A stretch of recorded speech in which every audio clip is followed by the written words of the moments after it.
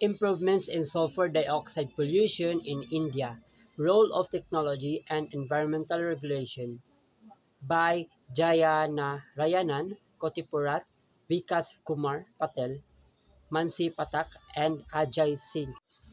Today's discussion includes the introduction, objectives, methods and materials, results and discussion, conclusion, recommendation, and the reference.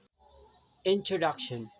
Sulfur dioxide is a part of a chemical group called sulfur oxide, which is a short-lived, colorless, and foul-smelling toxic gas and is also classified as a criteria pollutant by the European Commission in 2015 and the U.S. Environmental Protection Agency in 2016. High amount of sulfur dioxide in the atmosphere can degrade air quality and cause acid rain. Sulfur dioxide has an adverse effect on human respiratory system, and even short-term exposure to high levels might result in death.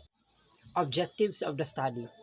This study aims to determine the major anthropogenic sources of sulfur dioxide from 1980 to 2020 in India and determine the relation of technology and increase of sulfur dioxide emission.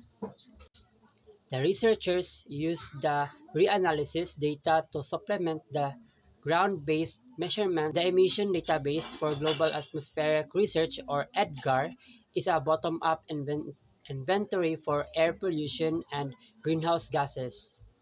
Here, we use data for the period of 1980 to 2015 to be consistent with the sulfur dioxide observation period. Results and discussion. Since biomass burning events produce sulfur dioxide, we present the fire count analysis for different regions of India between 2001 and 2020 as proxy for biomass burning. Top image. The figure shows the monthly sulfur dioxide column mass density over selected Indian regions as analyzed from MIRA-2 for the period 1980 to 2020. Bottom part. Panel shows the monthly pre-count per day over the same regions for the period 2001 to 2020. Figure 3 shows the variation of sulfur dioxide column mass density as analyzed from MIRA-2 average over the period from 1980 to 2020 during A. Winter, which is a DGF, B. Pre-monsoon, MEM, C. Monsoon, GJS, and D. Post-monsoon, ON, seasons. Long-term trends in sulfur dioxide. The researchers analyzed the sulfur dioxide measurements and reanalysis data over India for the period 1980 to 2020. The sulfur dioxide column shows relatively higher values in winter and autumn in northern India. Figure 5 shows the spatial distribution of annual sulfur dioxide, sulfate, temperature, specific humidity, and precipitation for the period 1980 to 2020.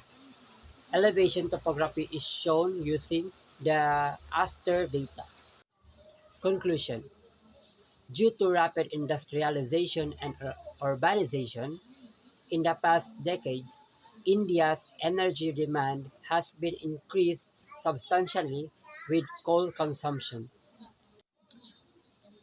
The majority of the coal-based thermal power plants in India use bituminous or sub-bituminous coal, or ignite, which contains 0.7% sulfur by weight.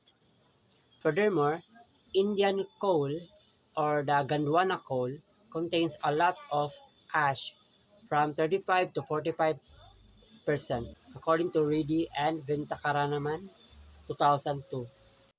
This study can be used to determine the factors affecting the increased production of sulfur dioxide and on how to mitigate the natural and anthropogenic emission of sulfur dioxide. The study will also help the future researchers in their study. Here are my references and citations for this study. Thank you.